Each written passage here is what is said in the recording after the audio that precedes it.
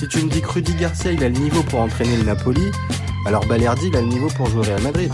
De Laurenti pense que le mec, il dépense 1€, il meurt. Guardiola, meilleur coach de l'histoire, c'est même pas le meilleur coach de l'histoire du Barça. Il faut arrêter avec Payet, c'est un grand joueur. Marquinhos, capitaine du PSG? Non mais arrête, il a le charisme d'une nuit. Raphaël Leao du Milan AC est une immense fraude. Alex Ferguson, c'est juste un guirou qui a eu beaucoup de moyens, c'est pour ça qu'il a réussi. Elle a dit Diouf, il fait pas partie des légendes du football. Si t'enlèves le championnat anglais, allemand, espagnol, italien, portugais, lituanien, la Ligue 1 c'est le meilleur championnat européen. Salut à tous, je suis super content de vous retrouver pour un nouvel épisode du FC Copain. Alors pour m'accompagner aujourd'hui, je suis avec Aurélien. Salut mon copain. Salut Jérémy, comment tu vas? Écoute bien, on va parler de football qui sont pas allez, j'allais dire répandus dans les rédactions françaises, mais bon. On va pas dire ça pour présenter ça comme ça. On va dire deux compétitions qui sont un peu sous-estimées. Voilà, on va juste dire ça. Donc aujourd'hui, on va pas forcément faire d'avis tranché. On va plutôt rester sur un petit débat et on va s'arrêter donc sur la Coupe d'Asie et la Coupe d'Afrique des Nations. Et on va poser un peu cette question un peu large. Pourquoi tant de différences dans ces deux compétitions et surtout au niveau du traitement de ces deux compétitions. Donc je te propose une bonne vingtaine de minutes sur le sujet, mon copain. Est-ce que ça te va? Ça me va toujours et c'est vrai que toi, c'est vraiment moi qui te l'avais sollicité parce que j'avais cette impression.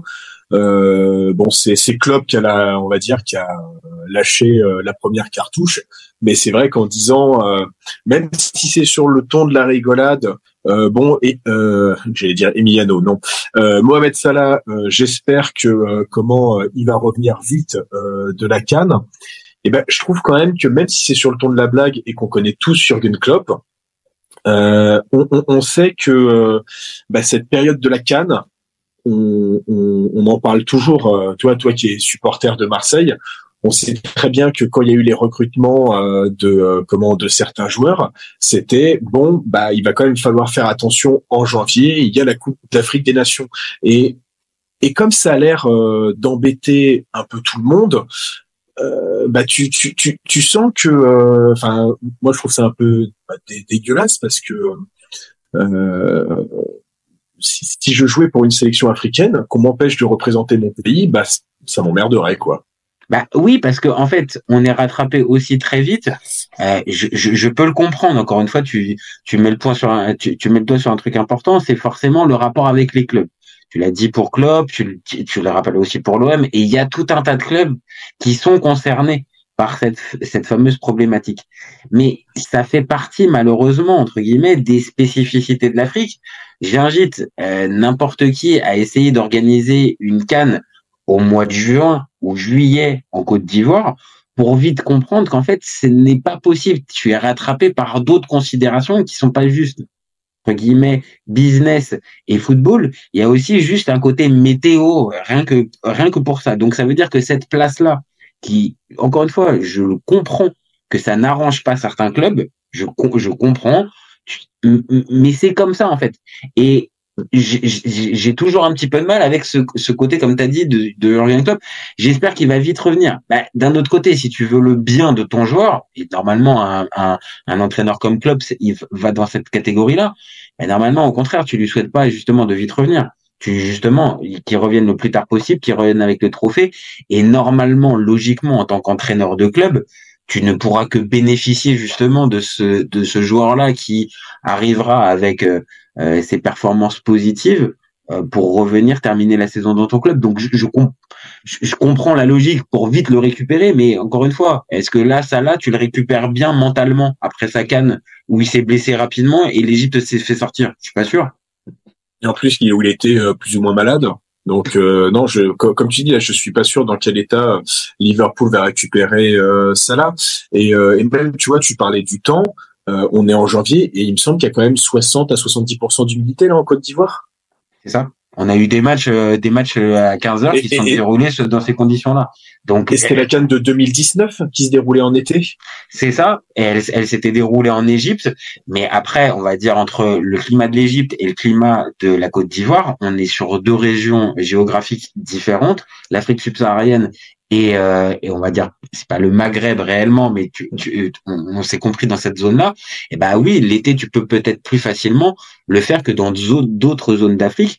Donc après, si on ne doit rester que sur des zones d'Afrique où c'est possible en juillet, bah tu vas vite, on va dire réserver, Et bloqué, quoi. Ouais. bah bloqué. Tu vas avoir 5-6 pays qui vont pouvoir accepter, organiser, et derrière ça, il y aura pas. Donc encore une fois, je pense qu'il n'y a pas de solution miracle pour ça. Ça s'entend la remarque des clubs, mais avec cette insistance. Et là encore une fois, tu parles de Klopp, c'est pas l'exemple le plus trash, mais on en a eu, et encore plus, on va dire c'est les années précédentes, avec carrément. Non, mais en fait, le joueur, s'il a envie de rester et garder son club et son contrat au club, ben il refuse la CAN. Ah bon? Ah bon, ouais, okay. C'est vrai que bon, bah, cette problématique, elle se pose jamais pour les joueurs européens, mais tu sens aussi que au-delà de la CAN, tu sens aussi que certains joueurs sud-américains, quand ils doivent faire les allers-retours pour leur sélection nationale, c'est la même chose. Il y a la même musique qui revient en fait.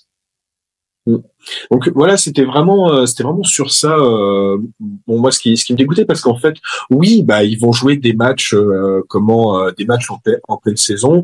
Bon, après, quand tu regardes le rythme de la CAN, on n'est pas sur un rythme de un match tous les 3 jours. C'est-à-dire que de l'équipe qui ira jusqu'au bout, elle va faire 7 matchs. 7 matchs, je comprends bien, encore une fois, il y a la possibilité de se blesser, de se fatiguer et tout ça. Normalement, dans les sélections, dans les sélections qui vont loin, normalement, il y a un minimum de turnover, donc les joueurs rarement font les 7 matchs. Et comme tu l'as dit, on n'est pas sur un rythme de match tous les 3 jours, et qu'encore une fois, c'est pas tous les ans. La CAN, elle se déroule tous les 2 ans. Bon, à un moment, je pense que ça fait partie, encore une fois, du deal, en fait. Et que je vais pas prendre le fameux truc, bah, tu es bien content d'avoir l'Africain tout le reste de l'année qui va on va dire, ça fait partie du deal. Donc, encore une fois, si ça ne te convient pas, tu le sais dès le départ, au moment où tu vas recruter le joueur. Mais par exemple, un Manchester United qui va faire le forcing pour avoir jusqu'au dernier jour, de la dernière heure, de la dernière seconde, André Onana pour jouer un match contre Fulham, alors que 24 heures après, il y a l'ouverture de la CAN pour le Cameroun. C'est-à-dire que là, en termes de manque de respect, je pense qu'on peut pas faire plus, en fait. Bah, tu dis qu'en plus que, tu vois, un club comme Manchester United, t'as pas assez de fonds pour avoir un gardien numéro 2 potable. C'est ça, t'es obligé on a l'impression que c'est le petit club de Ligue 1 qui se retrouve démuni de sa star complètement. Attends, comme tu viens de le dire, Manchester United avec le budget et avec tout ce qu'il y a, il n'y a pas de quoi envisager le départ, encore une fois, d'un André Onana. C'est là où j'ai du mal à comprendre ce fameux discours des clubs européens qui voudraient une situation. Bah oui, avec une CAN pendant le mois de juillet, maintenant on vient d'expliquer, c'est pas possible en fait. Donc mais après, tu vois, je suis d'accord que tu vois, tous les 2 ans, c'est un match, c'est une période. Moi, je trouve que c'est une période beaucoup trop courte, quoi. Ça te laisse presque pas profiter du trophée et. Ça peut s'entendre. Ça, par contre, ça peut s'entendre.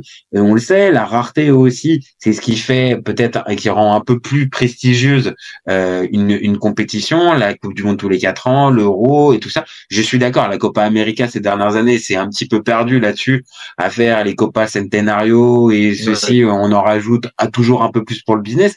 Donc ça, à la limite, je pourrais entendre. Tu vois, ce côté peut-être tous les 4 ans, peut-être. Maintenant, il y a un autre point.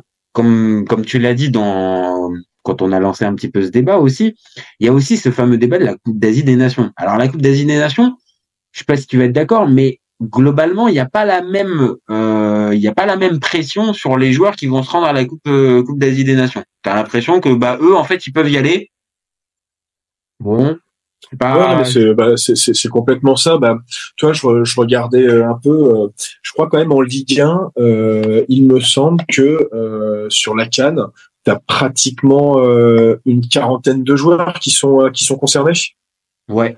Je crois que c'est ça. J'arrive plus à me rappeler. En Là, Ligue 1, pour oui, finir, c'est pas impossible, hein, parce que comme en plus la zone Asie, la Coupe d'Asie des Nations regroupe évidemment la zone asiatique, mais aussi tout un tas de pays dans la zone Orient. Oui, tu te retrouves et avec tu vois, en Ligue 1, c'est que 6 joueurs. Il y a que 6 joueurs asiatiques. Idem pour pour la Première Ligue. Bon, après, je suis pas allé voir malheureusement pour les autres. On parle des pour championnats les autres, minimum. mais Voilà. bon, je pensais, tu vois, en Espagne, il y a surtout Kubo.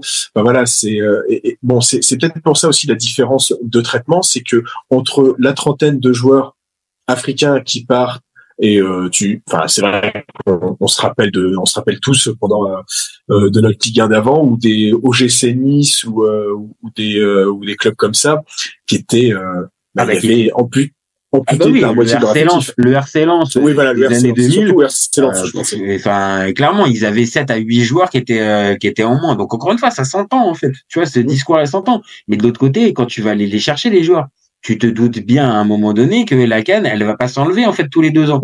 Donc, ça doit faire partie de ta stratégie aussi. Tu vois? Je pense. Oui, et ça, oui, en effet, après, il était très bon, hein, Ronaldinho Dan, je comprends. Ah oui, non, mais clairement, Papa Bouba Diop, il faisait le boulot. Mais après, le souci là-dedans, c'est que, comme je te dis, ça fait partie du package. Et là, pour la Coupe d'Asie des Nations, ouais, tu sens un peu moins de trucs. Par contre, moi, ce qui me marque, c'est que, ok, je peux comprendre, il y a peut-être moins de joueurs estampillés Ligue 1 qui la jouent. Donc, ok, je suis pas stupide, ça peut baisser un peu l'engouement. Mais là, je parle même pas d'engouement, c'est-à-dire c'est juste qu'elle soit couverte en fait cette coupe. En fait, c'est juste dans la dernière rubrique des brèves.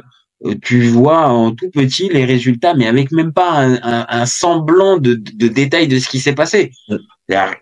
Ok, je veux bien, mais il y a des sélections, ne serait-ce comme le Japon, la Corée du Sud, l'Australie, le Qatar, l'Irak. Je suis pas spécialiste. Arabie Saoudite de Mancini. Ah, bizarrement, j'ai oublié de la mentionner. Bizarrement, je sais pas pourquoi. Ouais, je me demandais aussi, Jérémy, pourquoi tu c'était juste rigolo, par contre. Parce que t'as préféré dire Irak quand il est parti, hein. Ouais, c'est sûr. Mais oui, en effet, alors que, c'est vrai qu'il n'y a aucun diffuseur. Et au départ, ce que j'avais cru entendre, c'est que, l'AFC, donc la Confédération Asiatique, devait, la diffuser sur YouTube. Et finalement, on se retrouve avec heureusement qu'il y a Twitter et des comptes de spécialistes asiatiques, parce que sinon on saurait absolument pas ce qui se passe. Et par exemple, il me semble que c'est le Tadjikistan qui est en train de faire quelque chose d'incroyable. Ne serait-ce que là, regarde, tu vois, je viens juste de regarder le programme. Là, à 16h30, il y a un Australie-Corée du Sud. Sans déconner, je mens pas, c'est pas pour faire mon hipster à 2 balles. Vraiment, non, mais c'est deux nations que tu vois souvent en Coupe du Monde. C'est ça. Et c'est un quart de finale. C'est même pas diffusé, même sur, à la limite, je sais pas, l'équipe 21. Le canal 7 de Bill ou j'en sais rien. Tu vois. Il y a même pas quelqu'un qui s'est dit, bon, allez, on va racheter les droits pour au moins les passer. Comme t'as dit, même sur YouTube, c'est pas possible. Enfin, franchement, sans déconner. Là, je veux bien que c'est peut-être moins intéressant, je suis pas stupide, que la Coupe du Monde ou l'Euro. Mais là, quand même, disons pas non plus, quand même. Là, ouais, c'est vraiment, on s'en fout complet de ce qui se passe, en fait. Ouais, c'est surtout que, tu vois, pour la CAN, je trouve que on est vraiment sur, je trouve qu'il y a quand même des améliorations dans le jeu par rapport à. Ça, oui. Moi, je me rappelle avoir un peu plus suivi celle d'il y a 4 ans. Ouais, c'était un petit peu. En plus, bon, les terrains n'aidaient pas non plus. Là, j'ai vu quelques matchs et rien qu'en reprenant le match Côte d'Ivoire Guinée équatoriale. La Guinée équatoriale, ça joue bien. Bon, t'avais le gardien qui était plus ou moins élu meilleur gardien de la phase de poule. Ouais, il est intéressant, mais sur les duels. Ah non, mais après l'idée, c'est que c'est comme pour toute compétition internationale comme ça, on le sait très bien. Il y a le facteur des joueurs qui se donnent à 200%, ceux qui passent complètement à côté. Et après, on va pas mentir, on va pas survendre La CAN, moi, mon objectif, c'est pas de survendre la CAN comme la compétition la plus relevée où il y a un nombre de talents incroyables dans chaque sélection. Non, t'as des sélections où tu vas retrouver des gardiens qui sont très, très, très moyens. Et même la Côte d'Ivoire, qui fait partie maintenant encore des favoris, Yaya Fofana, je te le dis. Toi qui est un petit peu en stress avec Angers, tout ça, s'il fait les matchs que je le vois faire du côté de la Côte d'Ivoire, tu peux être tranquillou avec ton AGOCR, hein. C'est pas lui qui Alors j'avoue que j'ai été extrêmement surpris, tu vois, si on devait un peu parler de la CAN, je crois que c'est le joueur qui m'a le plus surpris à être aussi peu rassurant, mais bon, après, c'est pas que lui non plus, hein. C'est pas que lui non plus, mais j'arrive à comprendre aussi, tu vois, que c'est que là, t'as toute la pression du stade et Yaya Fofana, tout joueur qu'il est, il y a une différence entre être au stade Raymond Kopa, oui, monsieur. ouais, tu l'as, et en plus d'une traite, tu l'as sorti sans trembler. Ouais. Oui, mais c'est parce que Raymond Kopa, je l'associe pas toujours à Angers, c'est pour ça. Ah non, on pense principalement à Reims. Moi, perso, quand je pense, et que jouer devant le stade complet d'Abidjan avec 60 000 personnes. C'est ça. Et c'est en ça où je te rejoins. Et je trouve que la couverture médiatique, pour le coup, de la CAN en 2024, vraiment, il y a eu énormément de progrès dans ce sens-là. Les matchs passent plus à la trappe, même les matchs du premier tour passent plus à la trappe. Tu peux arriver à les voir facilement sur beIN ou sur Canal. Donc il y a un vrai truc. Bon, comme par hasard, c'est sur Canal, la chaîne de Bolloré. Pardon. Mais ce que je veux dire par là, c'est que il y a une vraie couverture, et pour les amateurs et de foot africain ou les amateurs de foot tout court comme nous, oui, c'est une chance de pouvoir se dire, par exemple, ce soir à 18h, il y a le quart de finale du Nigeria qui se passe. Mais par contre, comme je viens de le dire, de l'autre côté, 16h30, t'as un Australie-Corée du Sud, et je pense qu'on n'est pas les seuls dans ces cas-là à pouvoir se dire, j'aimerais bien juste jeter un coup d'œil. Et non, en France, en 2024, la Coupe d'Asie des Nations, en fait, comme j'ai dit, c'est la rubrique brève, c'est tout. Mais c'est vrai que dommage qu'il n'y ait même pas un petit diffuseur, et peut-être pas sur des phases de poule. Mais c'est vrai que le Tadjikistan, Palestine, je peux comprendre qu'il intéresse pas forcément le diffuseur de base. Ok. Mais là, à partir des quarts de finale, tu peux commencer à récupérer le package, je pense. Hein. Oui, parce que les matchs du Japon, normalement, t'avais quand même quelques joueurs en plus. C'est pas comme si Endo, Tomiyasu, Mitoma. Ah ouais, c'est ça. C'est pas comme s'ils venaient d'aller coller 4-1 à l'Allemagne chez elle en match amical. C'est ça. C'est que tu sens quand même que il y a de l'entrain sur cette sélection. Et l'Australie, ça a toujours parlé, l'Australie. C'est sûr que ça ne fera pas des grosses audiences, mais voilà, c'était vraiment à propos de ça où tu avais ces deux compétitions qui étaient... alors, il y en a une qui est plus médiatisée que l'autre, donc au moins, Dieu merci, ça va. Mais c'est vrai que tu avais une qui est dans l'indifférence et l'autre qui se fait souvent matraquer par des personnes qui sont acteurs dans le monde du football, et donc qui sont entraîneurs, parfois présidents. Et voilà, ces deux compétitions se font maltraiter par rapport à 1 euro ou c'est dans la norme. C'est dans la norme. Voilà, une Copa América qui certes se déroule l'été, mais qui peuvent faire la même chose. Pendant la période des dates de vacances, t'as l'impression que comme c'est pendant la période un peu de vacances des clubs, ok.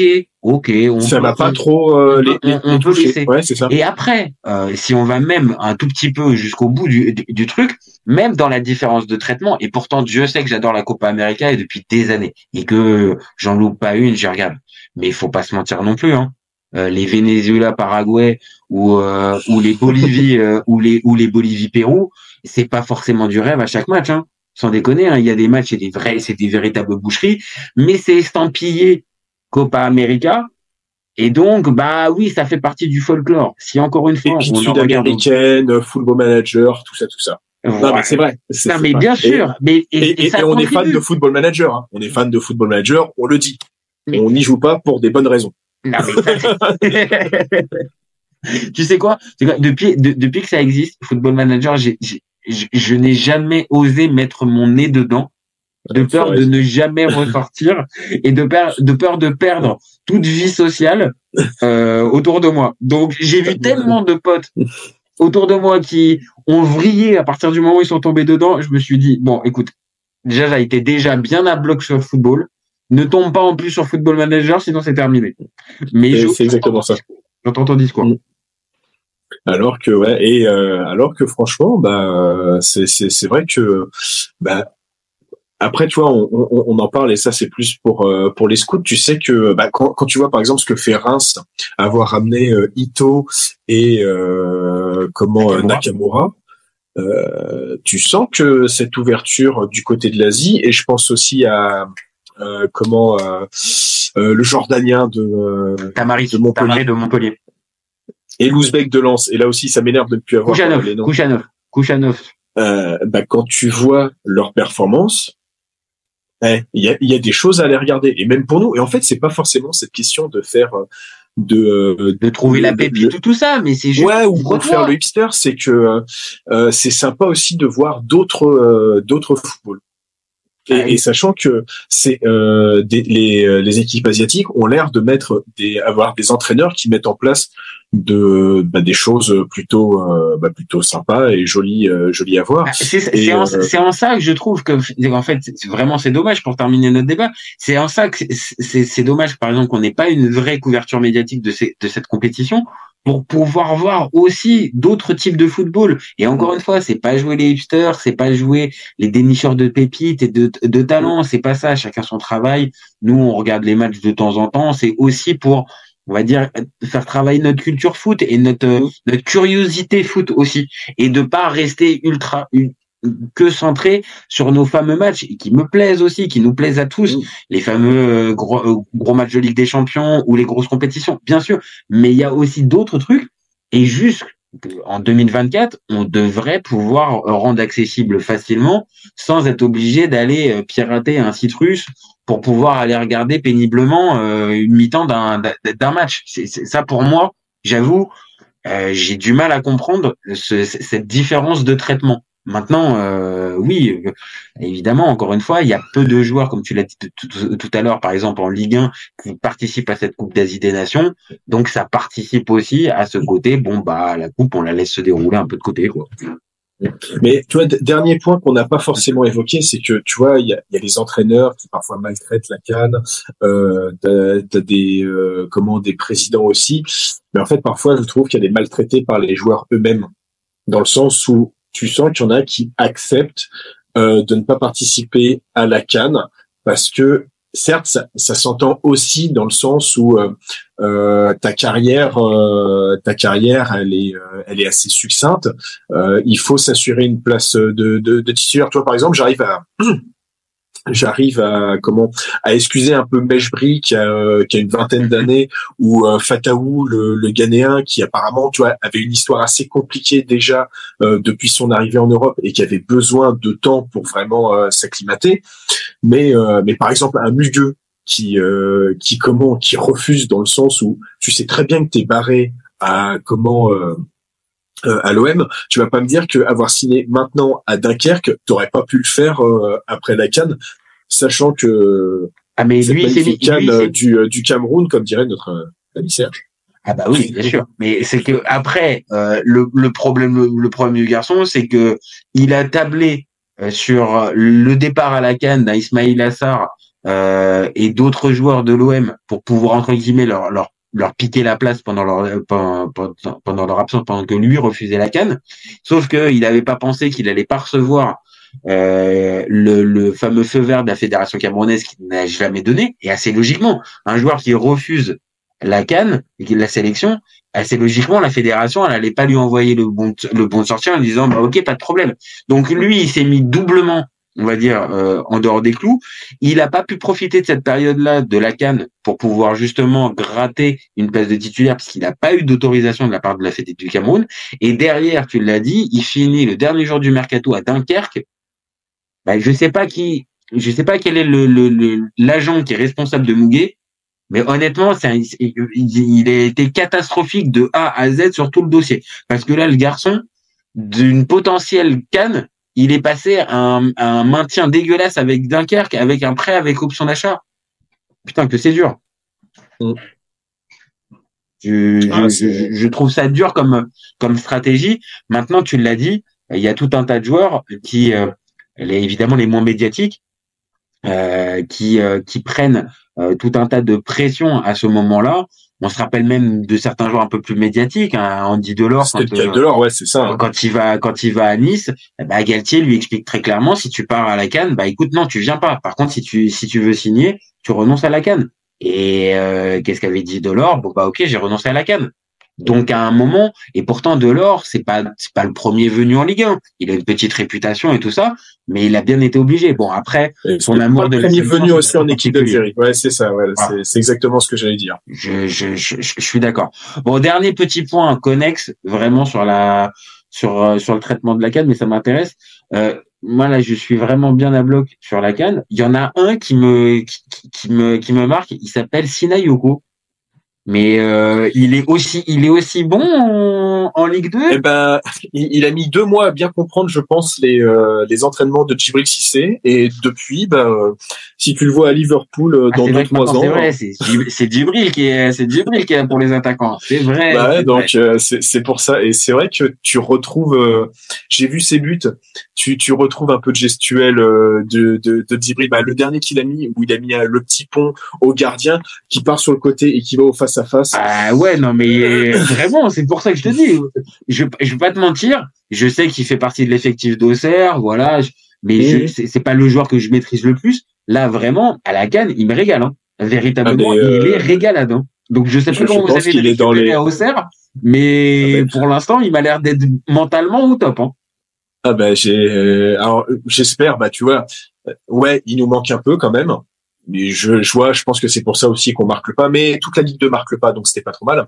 Mais il nous manque un peu. Mais je lui souhaite, s'il revient avec la CAN, mais il va être, je pense qu'il va être intenable en Ligue 2. Ah non, mais là c'est ça. C'est là tu vas avoir un joueur qui va marcher sur l'eau et qui finira par achever ma prophétie du début de saison, qui permettra à la JOCR de remonter en Ligue 1 à la fin de saison parmi les 2 premiers, non pas parmi les barragistes. Donc non. Moi je pense que là j'étais juste obligé avant de terminer. Vraiment bravo Sinayoko parce que là franchement il porte haut les couleurs de ça. Non, voilà. Mais tu vois, c'est ça aussi. C'est pour ça que comment on a besoin en fait de ces compétitions là aussi. Tu vois, c'est parce que là quand il va revenir, il va être au top. Et je pense que quand Gin Lee aussi, qui a l'air de bien s'éclater en Corée, ça va avec la Corée, c'est ça aussi.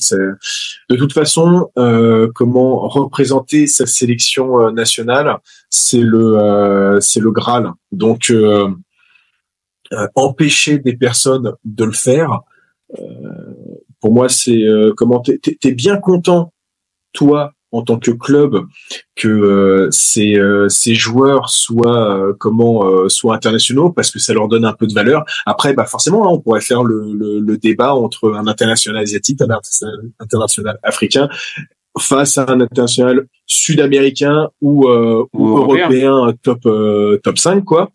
Mais en attendant, tu sais que ça fait forcément grappiller de la valeur et encore plus s'il revient en tant que vainqueur de la Coupe d'Afrique des Nations ou de ça veut pas jouer sur du simple au double, mais sûrement que ça peut te rapporter 4-5 millions en plus. C'est ça. Et après, pour ceux sur lesquels tu vas miser sur le long terme, là, très clairement, c'est peut-être le moyen de faire passer un cap à ton joueur. Là, par exemple, un Hakimi qui vient de louper son penalty avec le Maroc. Ok, le PSG le récupère plus tôt. Par contre, dans quel état tu le récupères? C'est ça aussi, tu vois. Donc, la course à le récupérer tout de suite le plus tôt possible.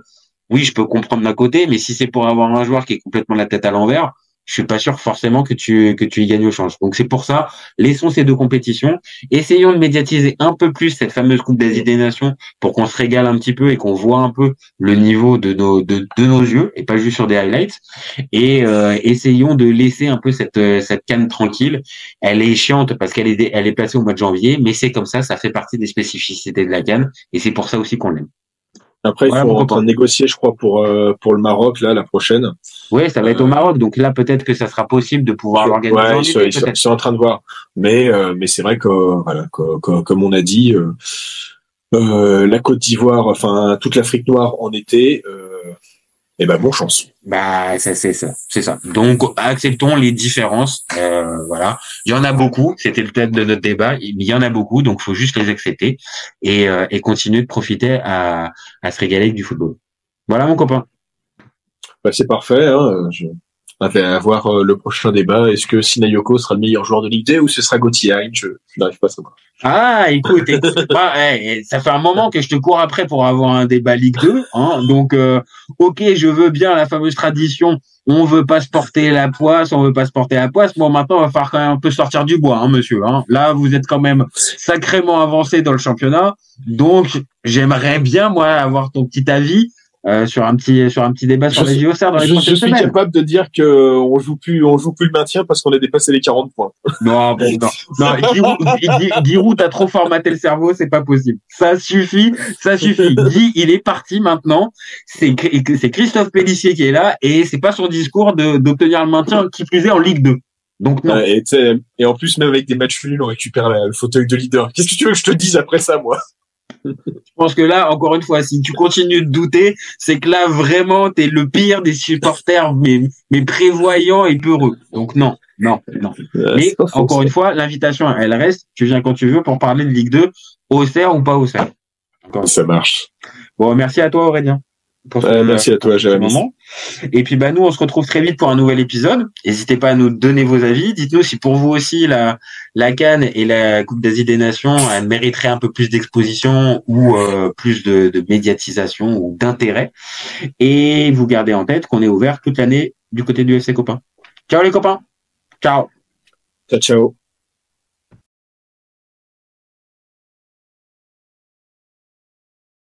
Tu lui enlèves la vitesse, Vinicius est un joueur moyen. Mbappé est là pour les pépettes et pas forcément pour la compète. Si tu me dis que Rudy Garcia il a le niveau pour entraîner le Napoli, alors Balerdi il a le niveau pour jouer au Real Madrid. Je te rappelle Léao du Milan. C'est une immense fraude. Deschamps est jamais aussi bon que quand il fait du Deschamps, de la rigueur. Le débat qui est le meilleur entre Messi et Maradona, alors qu'on sait tous que le meilleur 10 argentin c'est Riquelme. Après moi je conseille à aucun joueur d'aller au PSG déjà de base. C'est Laurent qui pense que le mec, il dépense 1 euro, il meurt. Pour l'euro, il est blessé, je sais pas, c'est pas Griezmann. Et c'est pas si sur un sort. Je suis d'accord. Alex Ferguson, c'est juste un Giroud qui a eu beaucoup de moyens. C'est pour ça qu'il a réussi. C'est quand même pas de ma faute si je préfère Ronaldinho à Zidane. Marquinhos, capitaine du PSG. Non mais arrête, il a le charisme d'une nuit. Gros problème avec ce joueur, je le déteste. Avec un joueur comme Nangolan, la Belgique sortait la France en 2018. Et là, Guido, il fait pas partie des légendes du football. À son prime, je te confirme que Hatem Ben Arfa n'a rien à envier à Lionel Messi. Entre un choc de Ligue 1 et un choc de MLS, je regarde la MLS. Je trouve que la feinte est grillée quand même, tu vois. J'ai pas peur de dire que Bouna Sarr, à son prime, il avait 4 cafous dans chaque orteil. Guardiola, meilleur coach de l'histoire. C'est même pas le meilleur coach de l'histoire du Barça. Mais il faut arrêter avec Payet, c'est un grand joueur. Si t'enlèves le championnat anglais, allemand, espagnol, italien, portugais, lituanien, la Ligue 1, c'est le meilleur championnat européen. Heureusement, il y en a un avec un style différent, Diego Simeone. Cet été, il y avait encore des mecs pour dire que Mourinho, c'était l'entraîneur parfait pour le PSG. D'un moment, faut arrêter d'avoir un temps de retard. Merci pour les travaux, Kylian. Maintenant, tu peux aller au Real. Pour moi, Giroud est un meilleur neuf que Benzema. Pour moi, Neymar, je suis désolé, mais c'est vraiment le meilleur joueur du monde de poker. Totti, pour moi, c'est un meilleur joueur qu'Alessandro Del Piero. En 2023, j'ai plus confiance en Franck Hez que Max Allegri.